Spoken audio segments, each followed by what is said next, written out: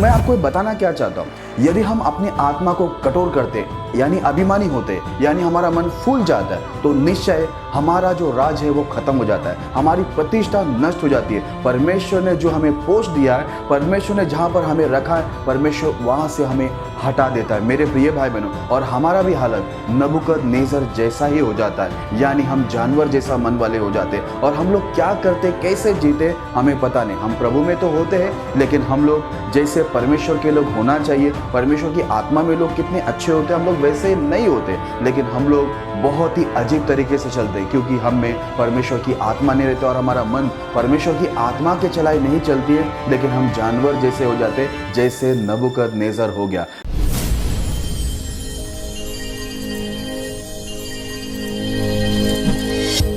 जय मसीह की। आज का हमारा विषय है आत्मा को कठोर करने का परिणाम, the result of hardening the soul.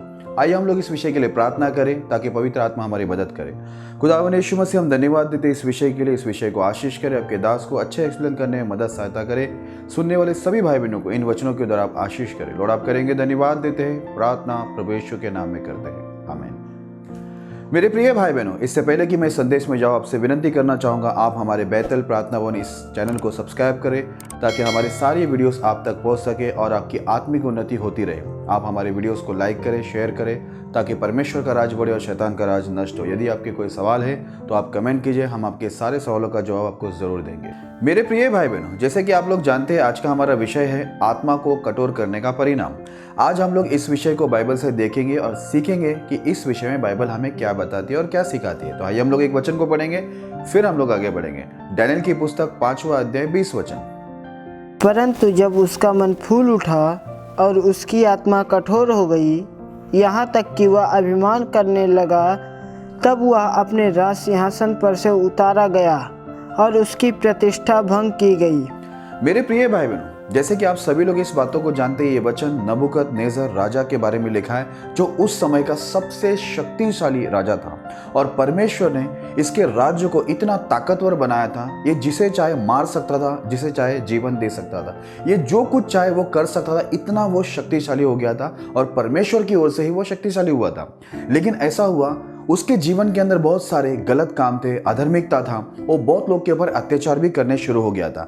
और बाइबल के अंदर ऐसा लिखा हुआ है कि परमेश्वर ने जब देखा कि नबूकदनेस्सर राजा अपनी ताकत का गलत इस्तेमाल कर रहा है, तब परमेश्वर ने नबूकदनेस्सर राजा को एक सपने दिखाया और उस सपने में परमेश्वर ने उसको चेतावनी दिया। हालांकि उसको सपना समझ में तो नहीं आया, इसलिए डैनियल जो परमेश्वर का दास था, जो सपनों का अर्थ बताता था, उसे बुलाया गया और डैनियल ने उसके सारे सपनों का अर्थ बताया कि यदि तू गलत कामों को नहीं छोड़ेगा तो तेरा राज्य चला जाएगा, तेरा प्रतिष्ठा भंग हो जाएगा।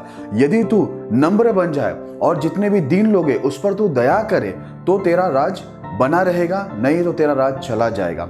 जब परमेश्वर की चेतावनी स्वप्नों के द्वारा उसे मिला और परमेश्वर का दास डैनियल ने उसको चेतावनी दिया परमेश्वर का इस सपनों का अर्थ बता के, मेरे प्रिय भाई बहनों, तभी भी नबूकदनेस्सर राजा अपने आप को नम्र नहीं किया। मेरे प्रिय भाई बहनों, इसलिए ऐसा लिखा हुआ है, जब उसका मन फूल उठा और वो उसके आत्मा जो है वो कठोर हो गया और वो अभिमान करने लगा, तब बाइबल के अंदर लिखा हुआ है उसका जो राज सिंहासन है उससे परमेश्वर ने उसको उतार दिया और उसका प्रतिष्ठा भंग हो गया।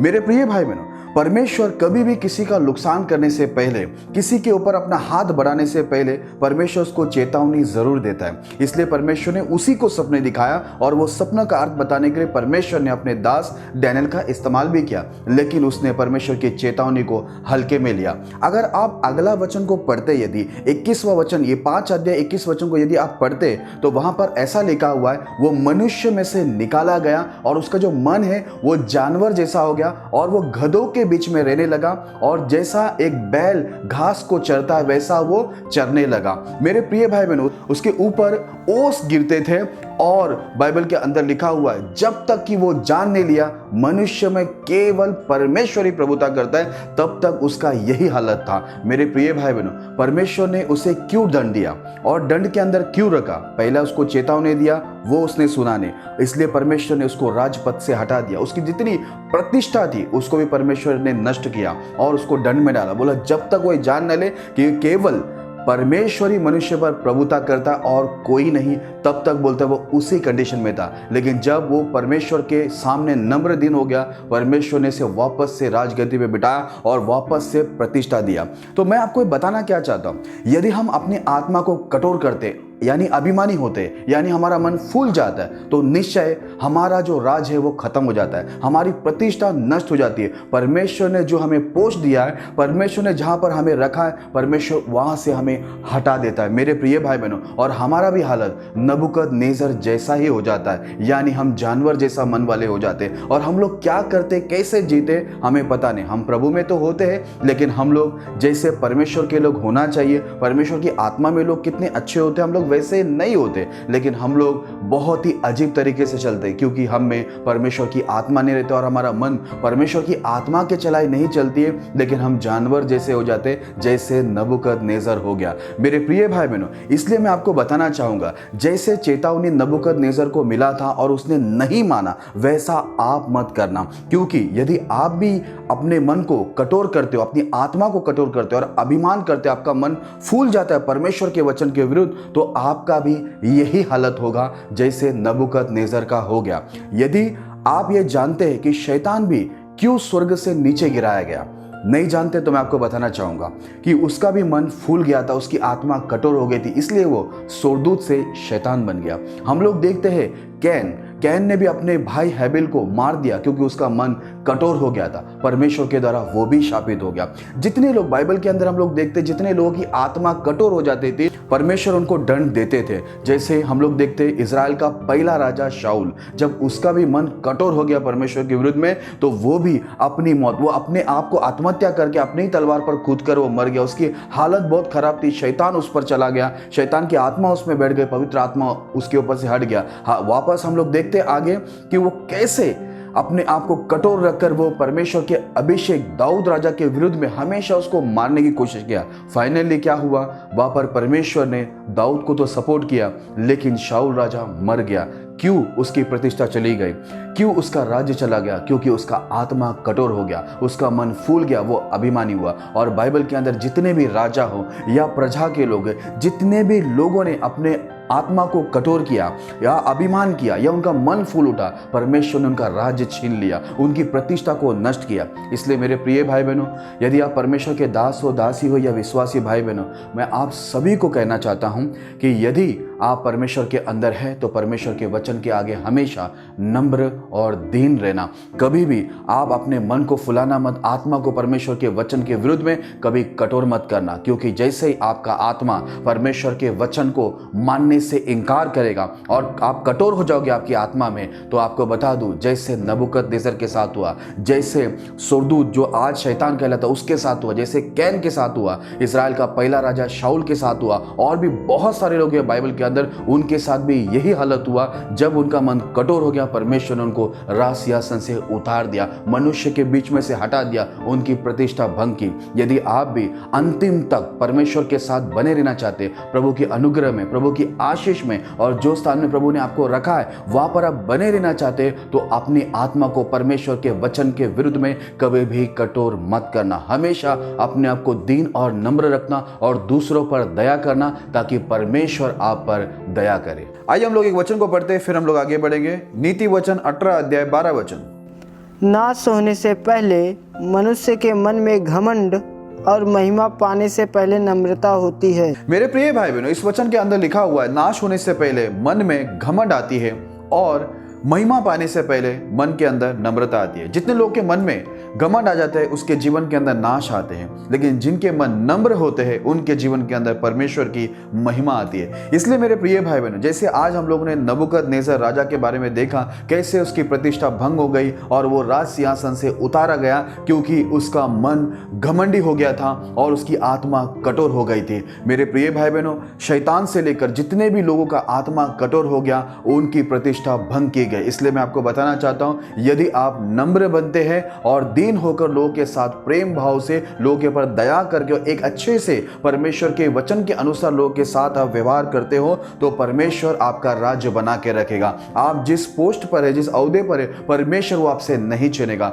उल्टा परमेश्वर आपको और भी आगे बढ़ाएगा और भी ऊपर लेके जाएगा, यदि आप परमेश्वर के वचन के अनुसार नम्र होकर, परमेश्वर के वचन के अधीन होकर लोगों के साथ व्यवहार करते हैं तो। लेकिन यदि आपका आत्मा कठोर होता है परमेश्वर के वचन के विरुद्ध, तो मैं आपको बता दूं, परमेश्वर ने उस शैतान को जो स्वर्गदूत था उसे भी नहीं छोड़ा, परमेश्वर ने कैन को नहीं छोड़ा, प्रभु शाऊल राजा को नहीं छोड़ा, परमेश्वर ने किसी को भी नहीं छोड़ा, चाहे वो उसका अपना ही लोग क्यों ना हो। इसलिए मैं आपको बताना चाहता हूं, परमेश्वर यदि उनके उस समय के लोगों को नहीं छोड़ा तो परमेश्वर आपको और मुझे भी नहीं छोड़ेगा। इसलिए जैसे चेतावनी परमेश्वर ने स्वप्नों के द्वारा नबूकदनेस्सर को दिया और उसके दास दानियेल के द्वारा परमेश्वर ने उसे चेतावनी दिया, वैसे आज इस वचन के द्वारा मैं आपको चेतावनी देता हूं कि अपने आप को परमेश्वर के सामने, प्रभु के वचन के सामने, उनकी आज्ञा के सामने अपने आत्मा को कठोर ना करे, अभिमान ना हो, घमंडी ना हो, आपका मन फूले नहीं, ऐसा ना हो कि परमेश्वर आपके विरुद्ध उठकर आपकी प्रतिष्ठा भंग करे और आपको आपके स्थान से हटा दे